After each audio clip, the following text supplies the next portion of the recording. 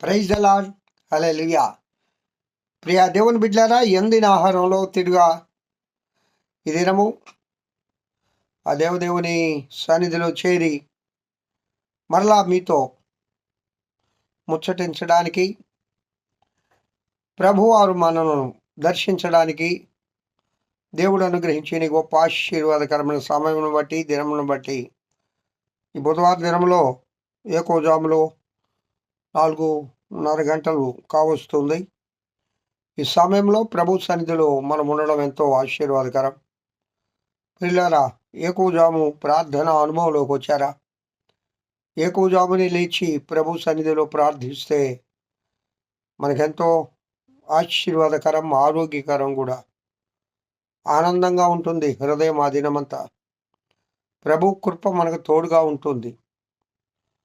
దేవుడు మనకు తోడుగా ఉంటే మన జీవితం ఎంతో ఆశీర్వాదకరంగా ఉంటుంది. దేవుని తోడు తొలగిపోయినప్పుడు మనము చాలా శోధించబడతాం సాతాను చేత. దానికి ఒకటే కారణం, దానికి ఒక రుజువు నేను ఇక్కడ జ్ఞాపకం వస్తుంది నాకు. యోబు గ్రంథం 29వ అధ్యాయంలో యోబు గారు అంటారు, 2వ వచనంలో, దేవుడు నన్ను కాపాడుచుండిన దినములలో ఉన్నట్లు నేనున్న ఎడల ఎంత మేలు. ఏ పరిస్థితుల్లో ఈ మాట మాట్లాడుతూ ఉన్నాడు? సాతాను చేత శోధింపబడిన పరిస్థితి. అన్నీ పోయినాయి. పిల్లలు లేరు, ఆస్తులు లేవు, అంతస్తులు లేవు, ఆరోగ్యం లేదు. అక్కడ దేవుడు నన్ను కాపాడుచుండిన దినములలో ఉండినట్లుగా నేనున్న ఎడల నాకెంత మేలు అంటాడు. అంటే దేవుడు కాపాడినప్పుడు యోబు గారి జీవితం ఎలాగునింది? దేవుడు ఆయన చుట్టూ, ఆయన ఆస్తుల చుట్టూ, ఆయన గృహం చుట్టూ, ఆయన బిడ్డల చుట్టూ, యోబుకు కలిగిన సమస్తము చుట్టూ కంచె వేసినప్పుడు, అంటే ఆయన కాపుదలలో ఉన్నప్పుడు ఏ విధంగా యోబు గారు విరాజిల్లాడు? ఆయన అంటాడు చూడండి, అప్పుడు ఆయన దీపము నా తలకు పైగా ప్రకాశించెను. ఆహా, ఆయన తేజస్సు వలన నేను చీకటిలో తిరుగులాడుచుంటుని, నా పరిపక్వ దినములలో ఉండినట్లు ఉండినెడల ఎంత మేలు. దేవుడుంటే మనకు తేజస్సు మరియు దీపము, కాపుదల. ఆయన యోబు గారి జీవితంలో తలంచుకుంటా ఉన్నాడు, దేవుడు నన్ను కాపాడుచుండిన దినములో. అంటే దేవుడు ప్రస్తుతం కాపాడడం లేదా? లేదు, వదిలేశాడు, సాతాను గాడికి అప్పగిచ్చేశాడు. కాబట్టి ఆ శోధనలు, కాబట్టే ఆ బాధలు, కాబట్టే ఆ చీకటి, వెలుగు లేదు. కావున ప్రియ దేవుని బిడ్డ, దేవుని యొక్క కాపుదలలో ఉంటే నీ జీవితం ఏ విధంగా ఉంటుంది, దేవుని కాపుదల లేకపోతే నీ జీవితం ఏ విధంగా ఉంటుందో ఒకసారి యోబు గారి జీవితాన్ని బట్టి మనల్ని మనం పరిశీలన చేసుకుందాం. మన జీవితాలలో ఆయన దీపం మనకు తోడుగా ఉండాలి.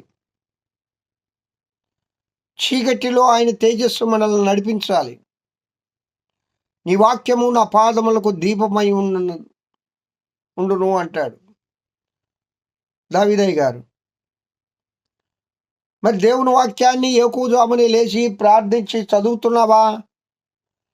ఈ దినమంతటికి దేవా, నా పాదములకు దీపంగా నీ వాక్యం ఉండాలి, నా ప్రతి అడుగులో నీ ఉండాలి, నా ప్రతి గమనంలో నీ ఉండాలి అయ్యా, నా కాపుదలుగా నీ ఉండాలి అని ప్రభువును ఆహ్వానిస్తూ ఉన్నావా? కావున ప్రియ దేవుని బిడ్డలారా, ఎక్కువ జాము అనుభవంలోకి రండి. చాలామంది వచ్చే ఉన్నారని నేను అనుకుంటూ ఉన్నాను. ఎక్కువ జాములో ప్రార్థిస్తే ఆ శక్తే వేరు.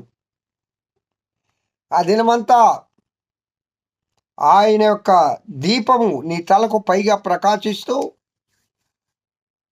చీకటి అనగా అంధకారము ఈ పాపము లోకము. లోకమంతా పాపమే. పాపములో చీకటి ఉన్నది.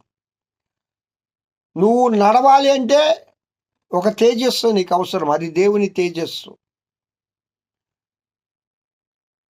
ఆ దేవుని తేజస్సు నీకు అవసరము అనుకుంటే ఆయన తోడు నువ్వు కోరుకోవాలి.